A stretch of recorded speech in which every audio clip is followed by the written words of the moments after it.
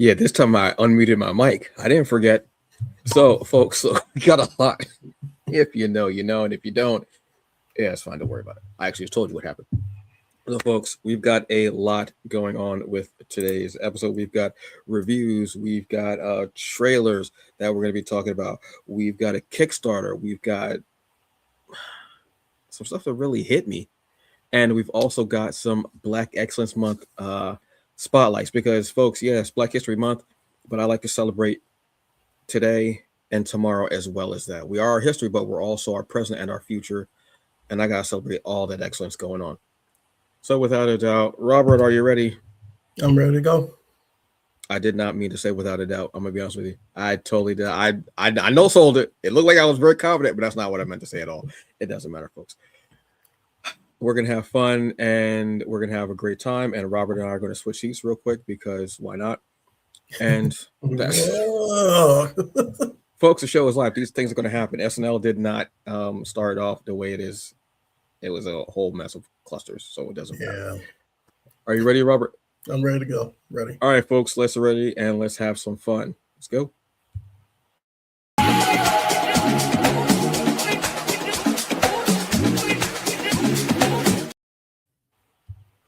Hey, folks, what's up? And welcome to TBA News, your comics culture episodes. I am Antonio Pomares, aka the Hungry Bleak, the hungriest man in the room.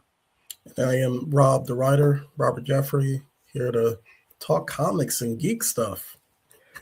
There you go. It's been, look, this week has been fun, wild, fast-paced, what have you. But we've got some comics. It's, also, I always keep forgetting to say this on Wednesdays. Happy New Comic Book Day, everyone. Happy New, yeah. I mean, there's NCBD. Yeah, yeah. And yep, NCIS. So what we're just, it's all letters to me. No, definitely.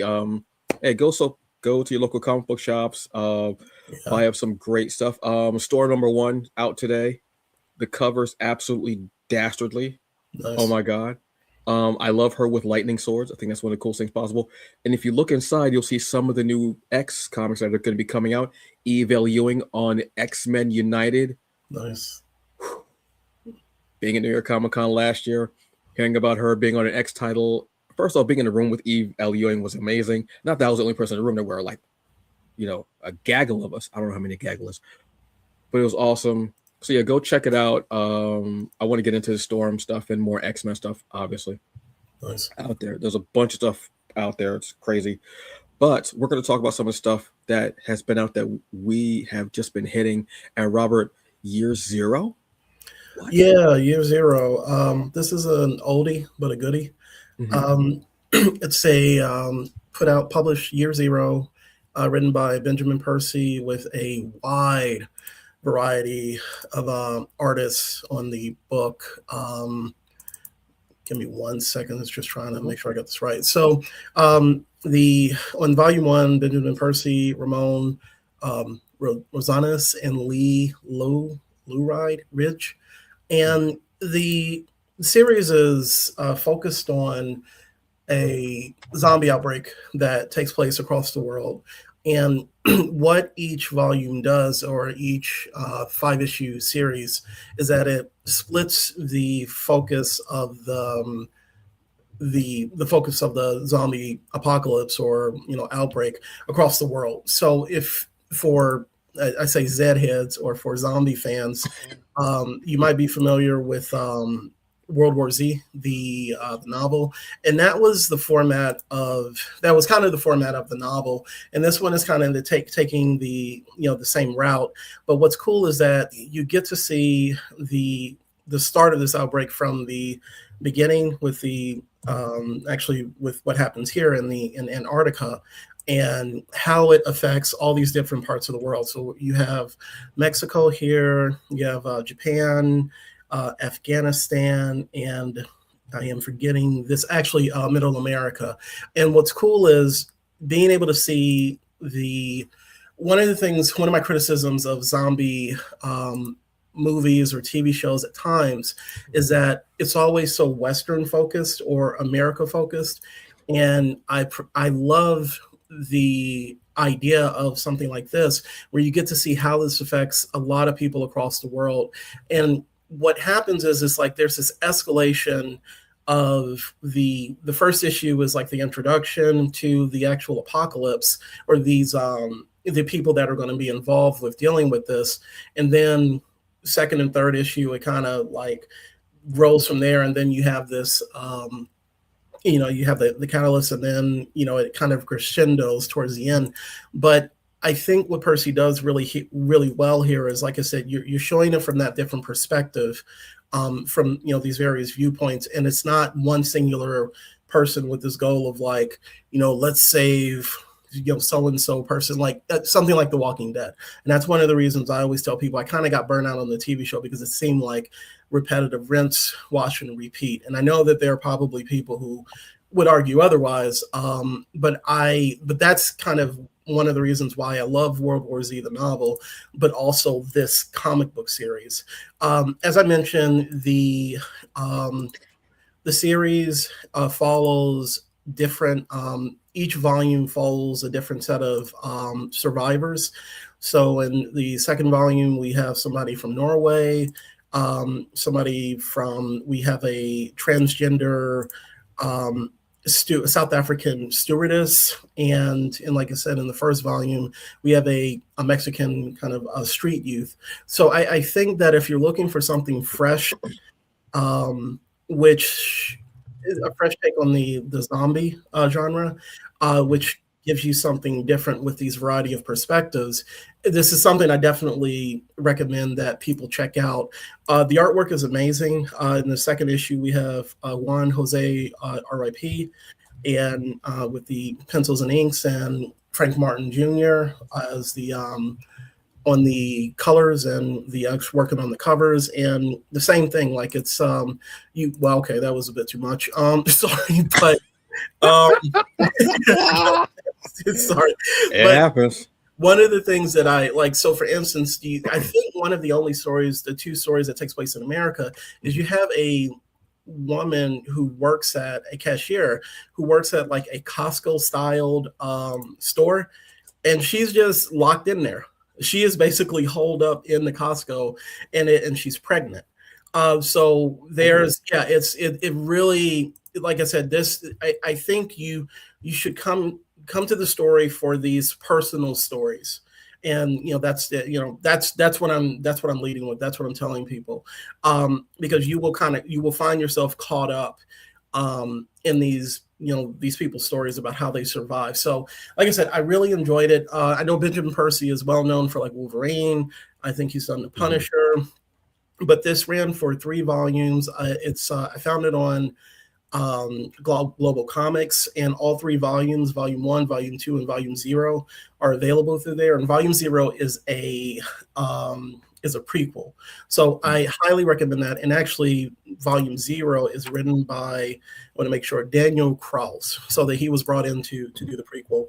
And I just want to show this cover before we hop over to the next story. I love the covers on this. Like I said, there's a story about a stewardess, and this kind of shows what happens when a zombie outbreak happens on a plane. So it's a few years old. It's an oldie but a goodie, and this one takes place in North Korea. But I highly recommend, if you're a horror fan or if you love zombies, this is definitely worth checking out.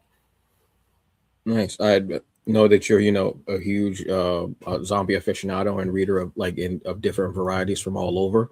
Mm-hmm. So you've taken in a lot, whether it's been in gaming or movies or novels. So that you've taken a lot of zombie fare, let's say. So definitely, I thought this was about superheroes. I'm not even gonna lie. I thought Year Zero was about superheroes. I had no idea that it was about zombies. I'm gonna be honest with you. Yeah. And I'm not sure why I thought that.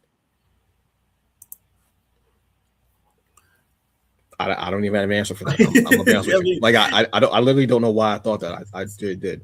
Yeah, I will definitely if there's one thing, Star Trek and zombies are 2 things, but one in space operas. But I'm always kind of looking for something that does different stuff with that genre, or at least that part of horror. So this had been on my radar for a while, so I just had a chance to check it out with Global Comics, the gift that keeps on giving. So yeah, I think you like it. I think a lot of people who are kind of burnt out on zombies would actually like this because of just the personal focus that you have. All right, outstanding. I got to check that out. Speaking of being burnt out, Solar. I was so happy when you said burnt out. I was like, oh, I don't know how I'm going to make this segue. Solar the Sovereign Kickstarter is live. This is from, excuse me, it's from Concrete Comics. Concrete is just a continuous engine of comics coming out, continuously consistent and quality. Consistency is great, but if you don't have the quality there, there's no point. They continuously are giving quality and building this beautiful universe that they have. And Solar the Sovereign is their newest fare. So the tagline is, a man on fire must find a way to uncover a major plot to destroy the world as we know it. Yes. First off, it was the design that got me. Absolutely love the design of Solar. I love the look of the character, as you see. And I'm not a big fan of red, orange, or yellow, any fire colors. Red, orange, yellow, I'm not a fan of. Actually, I do love yellow on black women. That's beside the point. I don't know why I threw that in there, but I did because I love black women. But I love his design and his look. And I always, as a kid, I love the word sovereign. That probably does not sit well with some people, seeing our political affair that's happening right now, but I just love that word. So having a character like this, something different, is beautiful. And I see this from Concrete, so I know that there is going to be a great level of quality here. So let me read this for you. Sovereign the Ruler is a powerful new hero entering the Concrete universe, a cosmic force driven by responsibility, justice, and raw energy. Created and written by Thad Williams, Solar was extraordinary abilities that challenge the limits of power while navigating the consequences of his choices. His story blends epic cosmic stakes with personal struggles, introducing readers to a hero whose light can inspire or ignite an entire universe. I don't even know what else I guess you said everything. I don't know what else I could say. That's phenomenal. I love the fact of having a character who has all the powers, amazing, but then there are consequences, there are repercussions to what you do. A lot of times in comics, we have the consequences and repercussions, but then they don't really stick around because there's a reboot or they make a wish with Mephisto or whatever is happening on. So I love that fact of having an all-powerful character who still has to deal with consequences and repercussions of what's going on. And the fact, and again, it's an indie company that I know and I trust when I get a comic from them. So absolutely love it. This is going to be a very fun one. Like I said, I love seeing cosmically powered characters of color, Black, Indigenous, Polynesian, Samoan, and like that. I love seeing that big epic feel because at a certain point, hopefully we will go from Earth and we will be out in space with big, huge space battles. One of my dreams is to have a Black, Indigenous, First Nations, or Polynesian, Samoan character cosmically powered and seeing them fly through a starship. I'm talking like a big armada-sized starship in a battle.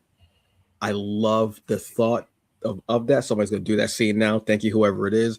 Make it pretty, please. And just having that. So seeing a character like this in an intergalactic garb and flying through the sky does my heart so much joy. I absolutely love it. These covers are should be illegal. These covers are just these covers are worse than crack. I would snort this. I don't know if that's a good review or bad review. I have no idea. But I love the beauty of the cover and the images because they're so striking. They're very much there. And to see a world going through everything, all these big disasters all over the place, and here comes this flying bald head Black man with cosmic powers coming to stop and save everything and do the best he can, trying to be everywhere all at once. I love that. I am so here for that. And he's saving animals. Come on now, y'all. Come on. I mean, that's not even, you know what I mean? Like it could be people there, but the fact that they're animals like that just brings a bit to it. And seeing him use his powers, absolutely. These are some of the tiers that will be at. Obviously, you'll have the digital. This is I love this one. The exclusive cover art created by the world famous Kanan White. I love the fact they say world famous. I absolutely love that. Yeah, I love that. And Kanan White is just incredible. talented. What is just absolutely. Talented. We've got TDJ is doing this cover. Sean Hill. Wait, did you say TDJ? No. TDJ. Okay. Whoa. Hold up. TDJ. Okay. Hold up. I ain't saying nothing about no Bishop. I would know. Hold on. Oof. Almost got me in trouble. Sean Hill's doing this one. And there's just a beautiful thing that you can even have like a digital explosion, which is going to be a collection of digital comics from Concrete Universe. So you can check them out. I'm trying to think of my favorite might be Zuriel, because I love the idea of angels and demons. Mm-hmm. But then Watchmen is great because I love the idea of a hero taking over the mantle of his father, like a generational mantle, and being a street level vigilante. Yeah. Deja Vu is a cool character as well. So I definitely love that stuff. So there's a lot going on. What I recommend is go and check this out. We still have about 13 days, which is awesome. They have reached their goal and surpassed it. So that just means that we'll be getting more down the line from Concrete Comics. So go check this out. Solar the Sovereign, #1 Kickstarter on Kickstarter. And there's going to be, I'm definitely excited to see that one. Nice. You know, we have a couple of comments. Yes, Terrence. Hello, Terrence. Yes, Zuriel is fire. Absolutely. Thank you very much for joining us. Thank you. They're just awesome stuff. Excuse me, as always. You know what else was awesome? Daredevil trailers. Yeah, it's time to go back to Hell's Kitchen, y'all, and just whoop some ass.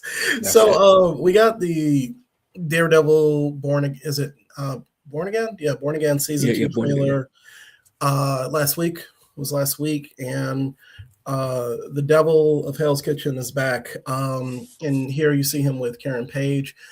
We're picking up from spoiler in 5, 4, 3, 2, 1. I feel like Janet Jackson, saying just the season ended with Kingpin becoming mayor, creating the anti-vigilante task force, ICE, and and the Daredevil, Karen Page, and a few other people teaming up together to form a mini resistance, or figure out how they're going to operate in this new New York City. So the trailer came out last week. We got a chance to see, like I said, Daredevil, Karen Page. Here is Kingpin, or Wilson Fisk, boxing somebody and knocking them out pretty bad. And the big news, which wasn't like a secret, is Kristen Ritter coming back as Jessica Jones. So this will be the first time that we've seen anybody else from the previous Netflix Defenders TV shows, which is not from like the Daredevil TV show directly. So here we have somebody from a totally different show, Jessica Jones. Rumors abound about Luke Cage possibly coming back, because there was a shout out to his nightclub in the first season of Daredevil Born Again. It was a hidden Easter egg. It was like a billboard for his nightclub. And then less said about Aluminum Fist better, unless they recast them. So right now, the only Defenders that we have are going to be Daredevil and Jessica Jones, in addition to all of the great characters that we got introduced to in the first season of Born Again. And also Bullseye. Bullseye is, spoilers, is out of jail. So he was getting a milkshake, which was amazing in the trailer. There's a lot of the vibe that you get from the trailer is brutal violence, but also that the heroes' backs are up against the wall. And normally with any let's say sequel, like if this was a movie, think about The Empire Strikes Back, the protagonist backs are up against the wall because the ish has hit the fan. One of the things that stood out to me about the trailer, though, especially with the times that we're living in, was was the members of the AVTF, the Anti-Vigilante Task Force, and going around trying to promote a more positive image, helping kids on swings, giving them ice cream or some BS. But they also had the Punisher symbol, along with, so it shows the depths to which Kingpin has taken over the city and might be pushing this like propaganda agenda of, no heroes, no vigilantes. And I'm very interested to see what New York looks like now in the Marvel Cinematic Universe versus, in that first season. I think the only other thing that really stood out to me was Daredevil looks unhinged, and I guess that's like, that has been, we've gotten that from the first season, but there's a lot going on. So I'm very interested to see where the season goes. First season, aside from like a couple of, narrative kind of weirdness, and I chalk that up to, like, you hear behind the scenes that they change showrunners at a certain point, and the same thing with the writing. Like they basically had to Frankenstein parts of the season. It's noticeable, but it's not so much that the first season was like horrible. So I'm definitely happy to see what this fresh start will be, where you don't have to, you're not changing showrunners midstream. And so I'm very excited about this. I think this is going to be a good year for Daredevil. Yeah, I want to check this out. Yeah, some of the things I did notice were the outfit that he's using is the outfit that looks almost like the one that he used when he had the hand. It's that darker suit when something was about to go wrong. Matthew Lillard also was joining the cast, which Matthew Lillard, I love seeing his resurgence. Absolutely dig the guy. He's so awesome. Yeah, this is very... The Punisher hates you. Why would you wear his symbol? They put it in the comics. He literally hates you because you're not. You're the reason why he has to do what he has to do, because you're corrupt and you're racist. You are phobic against. You're every ism possible, probably. Yeah. Awesome. But I'm excited to see this. The only thing I need in this series, aside from Vincent D'Onofrio's knocking the hell out of somebody, dude is huge. He embodies Fisk, Kingpin so well. And not just being big, but he's muscular as well. You think Fisk is going to be just this puddle of something, and he'll knock you straight out. This dude does not care. Remember Michael Clark Duncan? Say what y'all want about the movie Daredevil, whatever, but he was dope in that because he gave so much. Truly miss him as an actor and a presence. The one thing I do need in this episode is Vanessa. Vanessa, the chips too crunchy. Vanessa. I absolutely love what he says, Vanessa. It makes me want to date somebody named Vanessa and then say her name like that continuously, and she'll break up with me. And then I go, Vanessa has left me.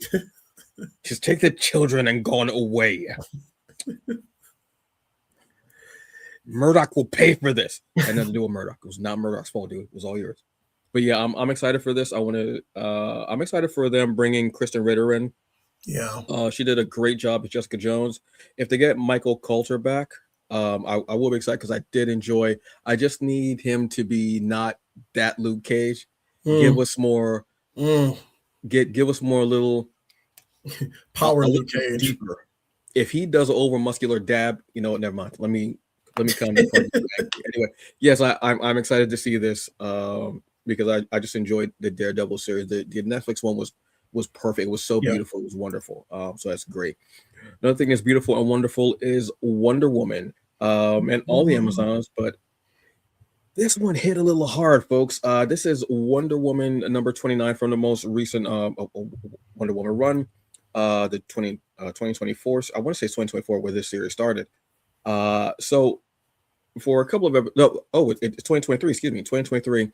So for a couple of episodes, we actually have Stephanie Williams is stepping in. We all know Stephanie Williams from her incredible run of series lately with Street Sharks, Temporal, Roots of Madness. We also have her when she did this incredible job of just repackaging, rebranding, reboot, just doing everything with Nubia and the Amazons. Excuse me. We also got her in Moon Girl and Devil Dinosaur. And the thing that introduced me to Stephanie Williams is Living Hero, which God, that just awesome. But this Wonder Woman is very different issue, and I absolutely love. First off, the cover is absolutely incredible. Let me just give you the people who are part of this. Obviously, this is from DC Comics. We have writer is Stephanie Williams. We have artist and cover artist. This particular cover is Jeff Spokes, and we have letterer is Clayton Cowles. So I have not caught up with this series, so I read this and it was kind of a spoiler for me. But basically, Diana, from what I can surmise, I could be wrong, but let me just give you what I've surmised. She has a child. She has a baby, and she's back on Themyscira from whatever has happened. And you notice that Diana is a bit different. She's tired. She's weary. She's had this a newborn child and whatever else is going on, because this series, all hell broke loose in America. I mean, who would have ever thought that would happen, right? Anyway, it was only a matter of time, folks. It was almost like America was made on a cemetery, and it was cursed. The bodies there. Yeah, so she's back on Themyscira to figure out what's going on and to try to get some rest. But there's a moment, and it's this particular panel right here. If I could zoom in on it, her leg quakes.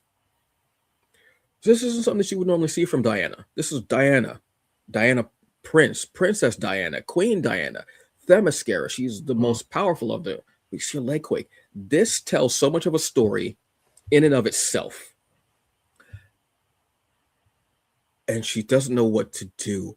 She's weary. She's tired. She doesn't know how to protect the baby and protect the world and protect Themyscira. She doesn't know if she can be there for each and every single one. She's doubting herself.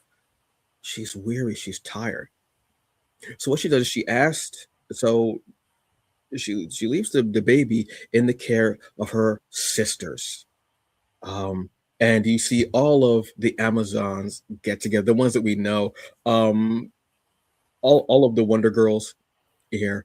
And these particular issues are called The Village, because sometimes it takes a village to raise a child, is the saying. And this does in such a beautiful way. This is Diana was postpartum. After the issue, actually, at this point right here, I had to actually stop and put the comic down, and it made me think so much. Picked it back up, began to read it again, and it started off with this story about that. And the whole time I'm reading this, I'm worried about Diana. Is she okay? Is she resting? What's going through her head? Does she feel like she's let the baby down? Does she feel like she's let her sister down? Does she feel like she's let the world down? Does she feel like she's let Themyscira down? Does she feel like she's let her mother down? There was so much here.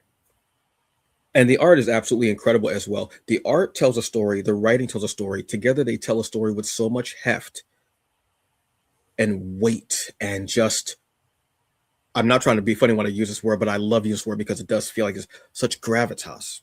Yeah.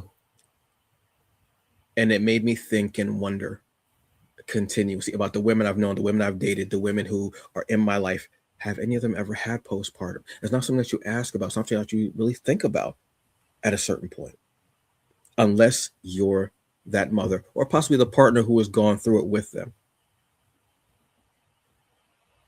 And it was so incredible and so enriching. The story kind of goes into them even questioning themselves.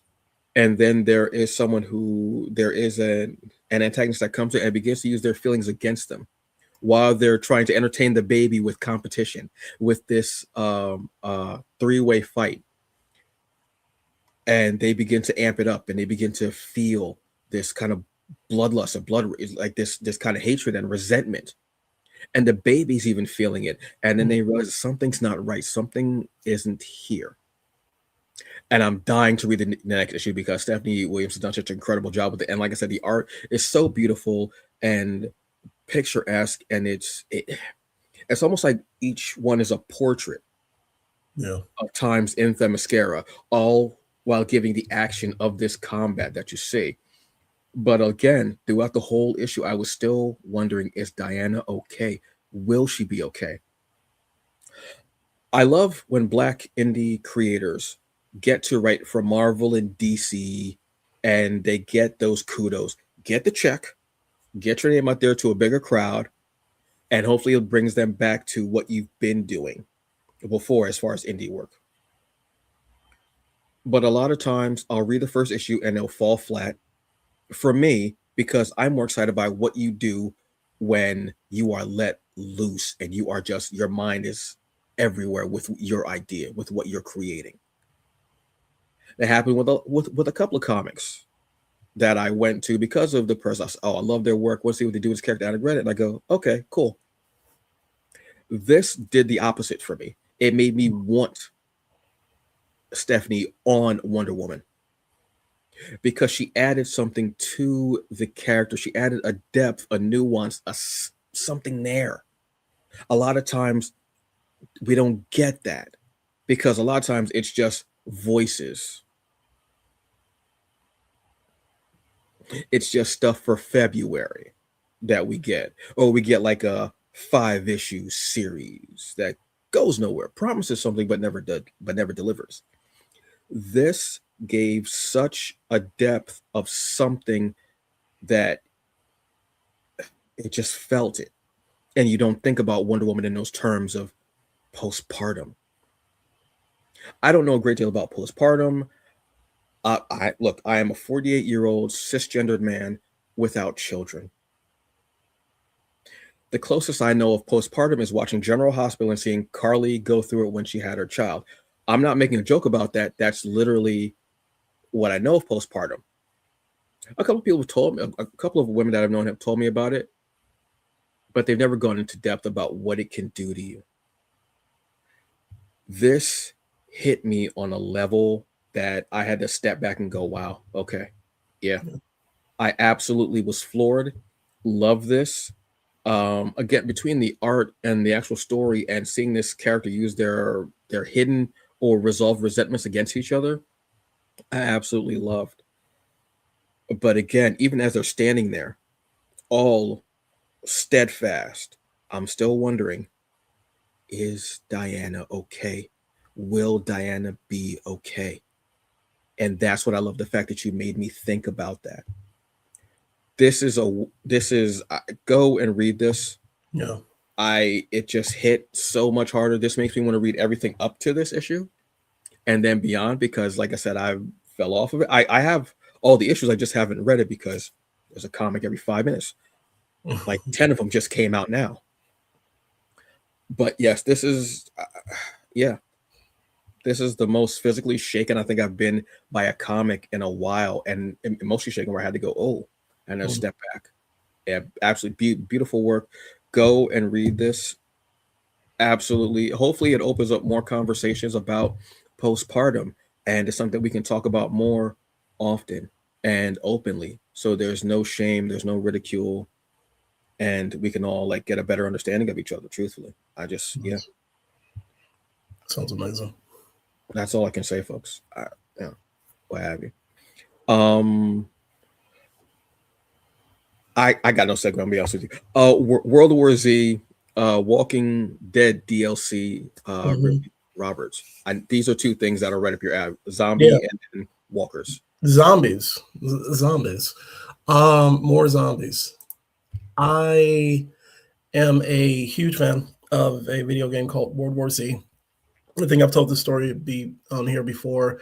This game plus Streets of Rage 4 and another one that I can't remember right now, got me and friends through COVID.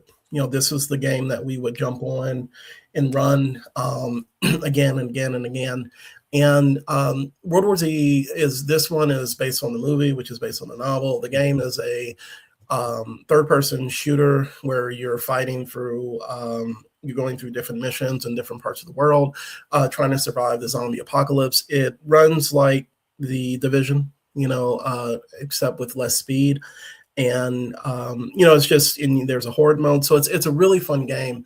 But this year in January, World War Z did a DLC with The Walking Dead, and where you could run as either Rick, Michonne, Carl. No, Carl's not there. Sorry. Negan and Daryl through 3 different episodes in Georgia. Well, 2 of them are in Georgia at the prison, which, if you're familiar with the show, plays a major part in the first 2 seasons.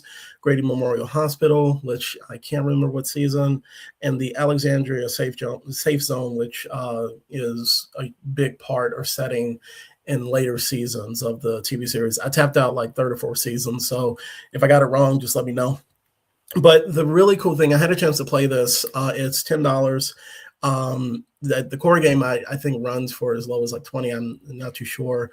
But it's also in Game Pass. But the DLC was really fun. I ran it with 2 friends. Shout out to Tanya and Machete.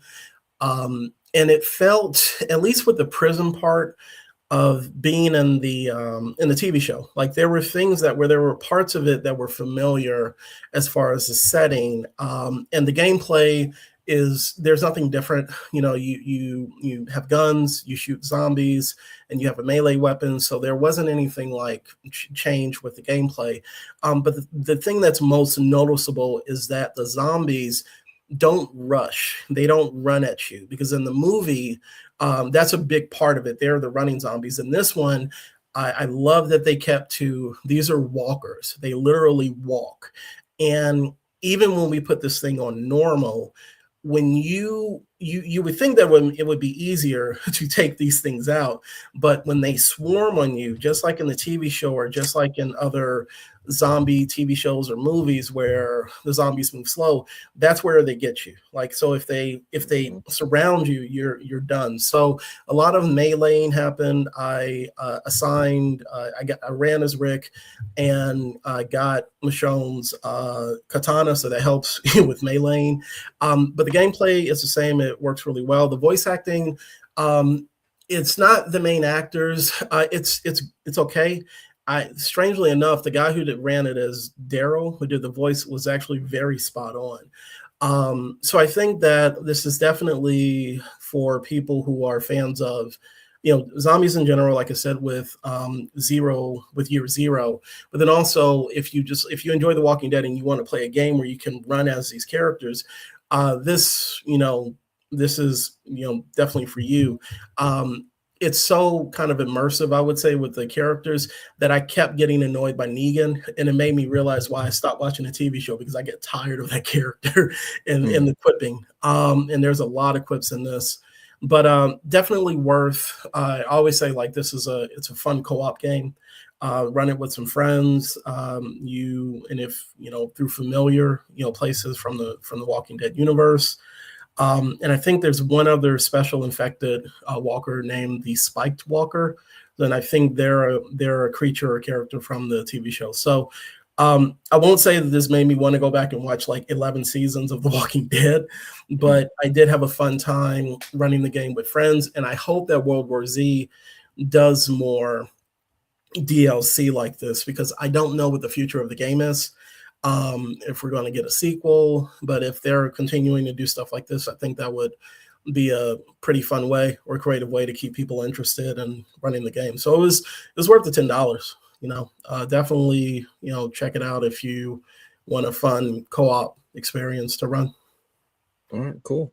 Yeah, I'm always looking for something co-op, and just something. Playing group games is always more fun. So yeah, that's definitely one that I'll be on the lookout for.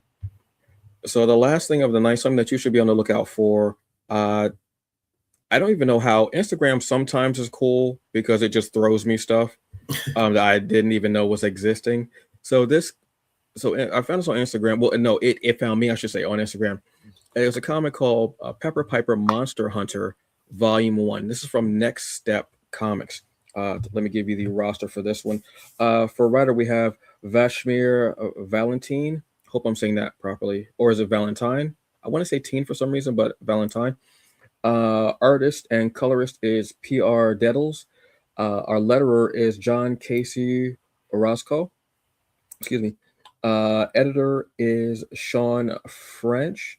The creative consultant, which I love that title, is Jana Brown, and marketing manager is Alicia Taylor. So basically, this is I had a lot of fun with this comic, and it just made me feel good. And I like when comics make me think, make me feel good, make me feel something. Nice. If I don't feel something within the first few pages, I most likely will probably walked off from your comic. But this is pretty cool. This is a young monster hunter by the name of Pepper Piper, as you can tell. And I also love the let me go back to that page. Punkster Hunter Badass. What I love about this is that the character Pepper, she is into punk music, the style of clothing, everything. I love seeing alt young black people or alt black people in general, truthfully. And we don't see a lot of them in comics. We truly don't. Um, and there are so many people who are creatives who are part of that. Well, in this world, there are monsters, obviously vampires, witches, gargoyles, what have you. You can see all the monsters here that we have. And Pepper is one of the hunters, but she was a hunter that was kicked out of her school, which was called. I'm trying to remember the name of the Witch Hunters Organization, or Who. Love that. For some reason, I love the word Who, whether it's Doctor Who, and like I always, whenever I think of Who, I always think of Doctor Who. Obviously, because it's so known. And Pepper goes at night and having a someone who's helping to train, but also has her mothers, who are her adoptive mothers, who run a diner, I believe. They don't know. They know that she has these abilities and powers, but they don't know that she goes out hunting each night, which is very dangerous. Obviously, for a young person in New York, without hunting is dangerous. To be a young person in New York as a hunter, especially a monster hunter, is very dangerous. So this follows one of her adventures, and she has to go back to the academy to find to take some artifacts. She goes back to take some artifacts. One of her friends that she knows from the school before Pepper was kicked out is someone called Pan. Turns out that they are a descendant of Peter Pan. And certain ones have fables, and the fables are like what their powers are, what they can do, and how their lineage is to the person that they're descended from. I believe Pepper is descended from the Pied Piper, okay, who was a hunter as well. I love how it mixes again, alt black people, which I love, monsters, punk, and like fairy tales of folklore into things. Her Pepper's ex-boyfriend is a descendant of Robin Hood, so an archer. I need to read the second volume because I'm so into this and I loved it and I had such a great time reading it. It was so much fun. It is a bit bloody, gory, but almost in a cartoonish way. okay. Like it's not like grotesquely done, but it's something that you would figure that you would get in a comic about monster hunting in New York, because New York be New Yorking. I don't know what to tell you about that. That's just New York. Mm-hmm. It has a feel and a flavor, and it's so inclusive. Again, having a young alt black character, having uh, two mothers who are together. There's just so much there. I love the mixing of genres between some of the comedy, like kind of dark comedy, but still comedy, which I enjoy. The action and the family aspect as well of parents and their child, or guardians and a child, and also having that the tension between two exes, which we all can feel that tension. We all have. If you've never had an ex, I want to say congratulations, but also I'm sorry for you, because an ex can teach you a lot about what you want and don't want in someone. I'm just putting that out there. Anyway, my mask is slipping. Sometimes I project. But anyway, I'm a huge fan of this. Next Step Comics. I want to see more of what you've got going on. I know there are 2 volumes of Pepper Piper. Monster Hunter. Title's a mouthful, but definitely needs it. I know there are 2 volumes left, but I want to see more of this world, what you've got going on. I'm a fan. Bring it to me. I also love the the brightly drawn New York, even at night, because New York is dark, but it can be very bright at night. If you're in city Midtown, it's dark, but it's bright as hell. It's hard to sleep in Midtown. I'm gonna be honest with you, it's hard to sleep in Midtown. But yeah, this was fun. I had a great time with this. Please go check out Pepper Piper Monster Hunter. This is Sympathy for the Devil. This is volume 1 or book 1, you can say, of the series. Yeah, just always happy to see something that I didn't know was out there new and that catches me off guard. Awesome stuff. Awesome. One of the things I noticed with the title screen or the logo is like that neon sign pink. Yes. Yeah, and it was just like that even gives it more personality, which I really really enjoyed. So yeah, so I'll definitely add it to the list. Yeah, they did a lot of great stuff with the art designs, and even in at the end of the issue, they show Pepper Piper in kind of like workout gear or like training gear, and you see scars on the body. Okay. Which I could interpret a couple of different ways, but I want to see what, obviously from Monster, but it could be from other things as well that I don't know. I want to read the second volume to really see get an idea, but yeah, I'm excited about that. So that was a cool one. So that's everything for what we've got as far as reviews, but it is Black Excellence Month. And as we did on Monday, we are going to do on Wednesday, which is we are going to give some creatives in Black geek culture spotlights. We're going to tell you who they are, what they do, and why we love them, because they're just awesome. Some names you may have heard before, some names you may not have heard before. Either way, they have all earned it because they are what actually make Black Excellence Month so incredible and awesome. So Robert, you gonna go first? Yeah. Oh, and by the way, one more thing. I totally forgot, because I don't think y'all heard me on Monday when I said we're gonna give you your flowers and you're gonna take them. Run it.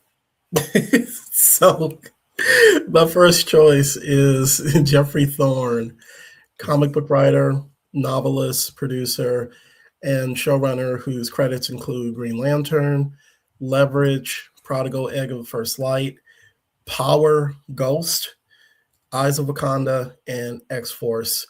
And for me, he's important to me because he was an example of the types of writers I was looking for when I wanted to get into the industry. In addition to that, he made comics fun for me with Prodigal Egg of the First Light. So, absolutely, for me, Ashley A. Woods, artist, absolutely joy of her work. I absolutely love it, but also one of the sweetest people. Met her at a New York Comic Con a couple of times. Asked her to sign. We had chatted a couple of times, like on Instagram and comments. I just fan of your work, absolutely, and I love to see that. I love to see nice people in an industry that I enjoy, and also their art is just absolutely incredible. So thank you, Ashley A. Woods. So for my second petal or my second flower, part of the power, would be Octavia Butler, acclaimed sci-fi and award-winning science fiction writer of Kindred, Parable of the Talents, Parable of the Sower, Blood Child, and Wild Seed, and many, many more. She was a trendsetter, or she is a trendsetter in science fiction. And once again, another example for me that, I could pursue this as far as with writing, but then also she had this foresight about what could possibly happen. She was warning us, and I say that all the stuff that you see happening now, go and read her books. But she used sci-fi as the social vehicle that social conscious vehicle that it could be used as, and was one of the greatest writers of our time. So, absolutely. Next up, the Blurred Girl, Kara Mahorn. You, to me, are the measuring stick for any of this stuff. any of interviewing, doing like geek, nerd, uh, reporting, and anything like that. Even before I knew who you were, I knew of you, and I was doing my thing, doing this other, like, my first show and having fun. But you are the measuring stick. You are what I looked at and said, that's the point I want to get to. I'm not as polished as you or have the level of skills or talents that you have. And the fact that you transitioned into another lane with in Yashu and the Unique Studios is incredible, but you are still that bar, which is awesome. So I want to say thank you, and I'm going to say thank you from everybody who does this type of thing, because you were one of the people who was there before. So thank you. And so last for me is Akilah Cooper, screenwriter and producer. I would say whose credits include Megan, Megan 2.0, Star Trek Strange New Worlds, Malignant, Luke Cage, and Jupiter's Legacy. You're going to notice a trend. I was looking for Black writers when I stay looking for Black writers as examples of people in the industry who look like me, who are writing the stories that I love to write and also see. So just as an example of somebody who hops between so many sci-fi and fantasy and horror, extreme, especially horror genres, is huge to me. And she is continuously killing it with box office winners, across the board. So Akilah Cooper is, thank you. So. And next, look, I've spoken about this woman time and time again, Evel Ewing. I don't know what to tell you. Just astronomically tall. You're a writer, uh, and now you're in the X verse, X universe, X titles, and you are absolutely knocking it out of the park.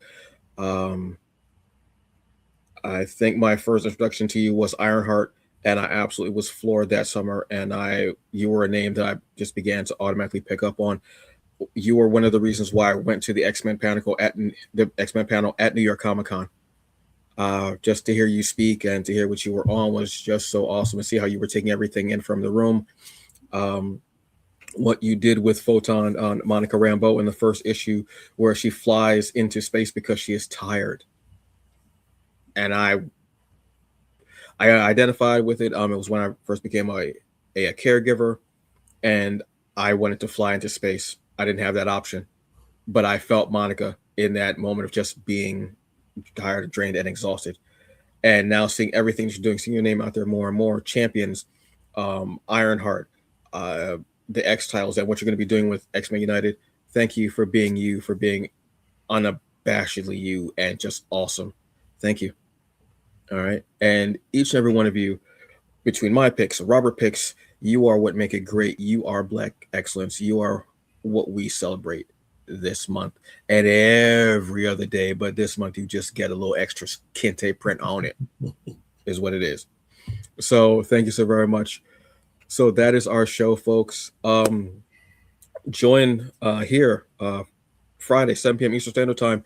We will have the Hungry Bleak Show, where I will be sending. Let me take these flowers away until next time, y'all, because y'all got your.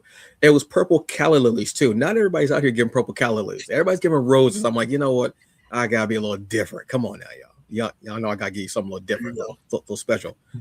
Yeah, this Friday, I will have a special guest, Aleem Leggett. We're going to be talking about the Sweet Pea Kickstarter, another comic that was emotional trauma for me and really made me think about how comics can make you feel and how you feel interpret things. Then next Wednesday, 7 p.m. Eastern Standard Time on this channel, we're going to be having our Valentine's Day special. But it's going to be all about Black love and geek culture. We're going through movies, television shows, gaming, novels, comics, what have you, because I want to showcase Black love and geek culture. Come on with it. Let's rock. Let's roll. We're going to do it. You probably can already name the couple that I'm going to mention. I mean, Noble. I mean, yeah. Well, I was actually talking to the people, but yes, Noble. Oh God! I wasn't, but I was pointing at you, Robert. So I can't be mad at you. But he was like, Noble. But I do have some others. As I was thinking about it, I was like, oh yeah, this, and I have one that is gonna knock both Robert and Java off their chairs. But until then, we will see you then this Friday, 7 p.m. Eastern Standard Time. Next Wednesday, 7 p.m. Eastern Standard Time. Come here. We will be here. All right. So for myself, I am Antonio Pomares, aka the Hungry Bleak, hungriest man in the room. And I am Rob the Writer, Robert Jeffrey. We will see you all next week. Well, I'll see you this Friday, but I will see you, Robert, Java. We'll be here next Wednesday, and we'll see you then. All right. Have a good evening. Be careful. And as always, because I changed it now. Just abolish ICE. Yeah. That's it. Abolish ICE. All right. We will see y'all later. All right. Peace.